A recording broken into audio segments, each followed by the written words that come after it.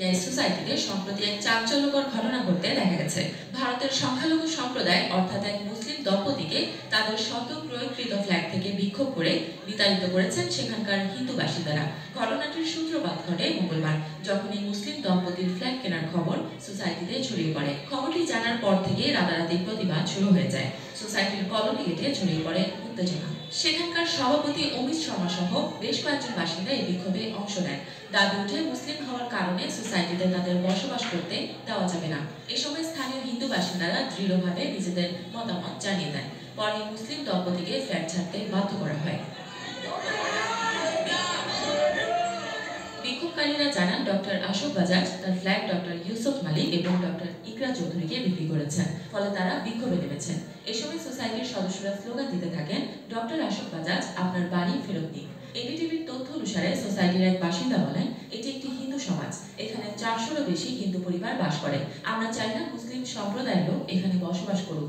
সোসাইটির আরেক বাসিন্দা বলেন, আমরা ভীত যে মালিকানা পরিবর্তন হলে সমাজের গঠন পরিবর্তন হবে। মুসলিমরা এখানে বসবাস করতে শুরু করলে হিন্দুরা চলে যেতে পারে।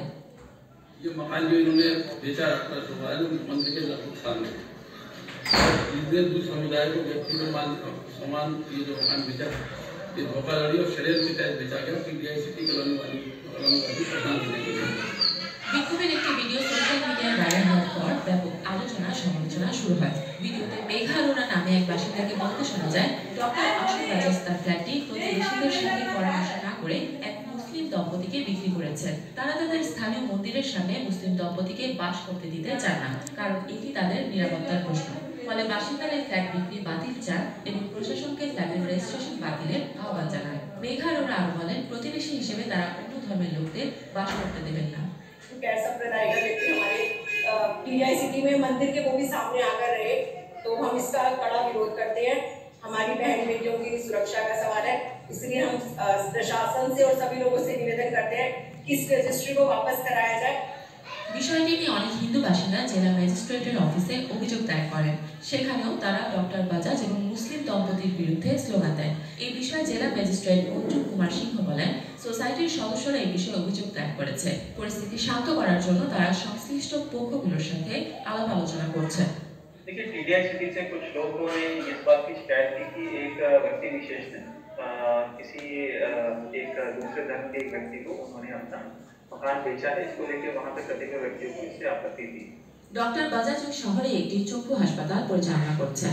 6 বছর যাবত তিনি টিটিআই সোসাইটিতে থাকছিলেন। এই ঘটনার পর ডক্টর বাজাজ বিবিসিকে জানান, এক প্রতিনিধির মধ্যস্থতায় তারা সমাধানে পৌঁছেছেন। মুসলিম দম্পতি তাদের ফ্ল্যাটটি একটি হিন্দু পরিবারকে পুনরায় বিক্রি করে দেবেন, যারা ইতোমধ্যেই ওই আবাসিক এলাকায় বাস করছেন। ডক্টর বাজাজ বলেন, যে মুসলিম দম্পতিকে তিনি ফ্ল্যাটটি বিক্রি করেছিলেন তাদের পরিবারের সাথে তার 40 বছরের সম্পর্ক রয়েছে, তবে বর্তমানে তারা সেখানে বাস করবেন না। তিনি বলেন, ঘটনাটি একেবারে অপ্রত্যাশিত ছিল। তিনি আশা করেননি বিষয়টি সংবাদ মাধ্যমে আসবে। গত এক দশকে নরেন্দ্র মোদীর হিন্দু জাতীয়তাবাদী সরকারের অধীনে ভারতে মুসলিম সম্প্রদায়ের বিরুদ্ধে সহিংসতা এবং বৈষম্য বৃদ্ধি পেয়েছে। হিন্দু মুসলিম বিভাজন সমাজে গভীর বিস্তার লাভ করেছে। ভারতে মুসলিমদের প্রতি বৈষম্য ছড়িয়ে পড়ছে গ্রাম থেকে শহরে।